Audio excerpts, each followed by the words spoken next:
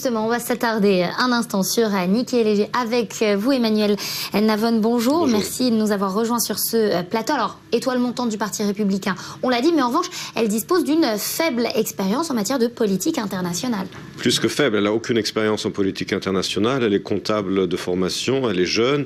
Alors effectivement, comme l'a dit votre reportage, elle est devenue une étoile montante du Parti républicain parce qu'elle s'est fait élire gouverneur de la Caroline du Sud et elle a une position très ferme sur la violence contre les minorités, également sur le drapeau confédéré et également ses décisions de passer de la législation contre le boycott d'Israël et contre le mouvement BDS. Donc manque d'expérience d'un côté, position pro-israélienne de l'autre, et puis troisième chose, ce poste a une importance pour les États-Unis parce que l'ambassadeur des États-Unis aux Nations Unies est une sorte de porte-parole, de deuxième porte-parole du gouvernement américain sur la scène mondiale. Donc on peut s'attendre à quoi comme disposition, notamment par rapport à Israël de Nikki Haley? Je pense qu'elle va sûrement avoir une certaine indépendance en termes de ses positions internationales. Bien entendu, elle devra coordonner avec le gouvernement, puisque n'oubliez pas que toutes les décisions au Conseil de sécurité sont prises par le gouvernement et pas par l'ambassadrice. Mais comme finalement le gouvernement lui-même reste assez vague sur de nombreux dossiers, elle aura pas mal de liberté d'expression, même si les décisions au bout du compte seront prises par le gouvernement américain, et cela nous ramène bien entendu à toutes les possibilités dont on parle avec la France, les nouvelles élections en France, etc., nouvelles initiatives au Conseil de sécurité. Il faut bien comprendre qu'avec le gouvernement Trump, avec l'administration Trump, il n'y aura pas bien entendu de possibilité de faire passer des résolutions au Conseil de sécurité.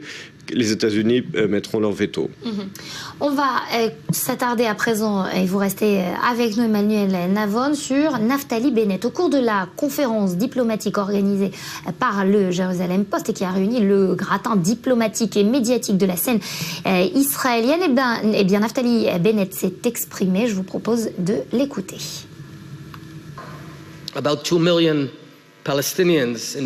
Il y a près de 2 millions de Palestiniens en Judée et en Samarie. Il n'y a pas de solution parfaite, mais comme je le disais, il faut que nous gérions cette situation de manière raisonnable, donner aux Palestiniens une autonomie, une liberté de mouvement et une économie sous stéroïdes. Voilà, ça sonnait un peu comme une invective à l'administration Trump. D'ailleurs, Naftali Bennett, il a fait figure de mauvais élève au sein du gouvernement Netanyahou. Netanyahou qui avait demandé, exhorté ses ministres à ne pas parler avec des membres de l'administration Trump. Lui, il y est allé.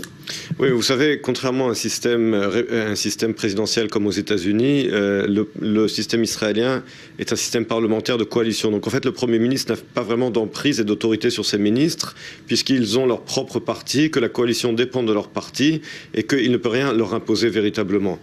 Comme le disait Henry Kissinger, Israël n'a pas de politique étrangère, Israël a uniquement une politique interne.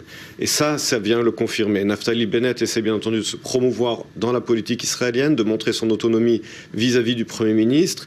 Il essaie également de se placer vis-à-vis de l'administration Trump en essayant de l'exhorter à adopter une autre opposition que le fameux paradigme de la solution de deux États. Et bien entendu, il outrepasse les instructions de Netanyahou qui avait demandé à ses ministres de ne pas s'exprimer à ce sujet et de ne pas rencontrer des hauts représentants de l'administration Trump. Mais là encore, comme je l'ai dit, c'est de la politique interne et ce qui confirme la fameuse phrase de Kissinger. Merci beaucoup, Emmanuel Navon, pour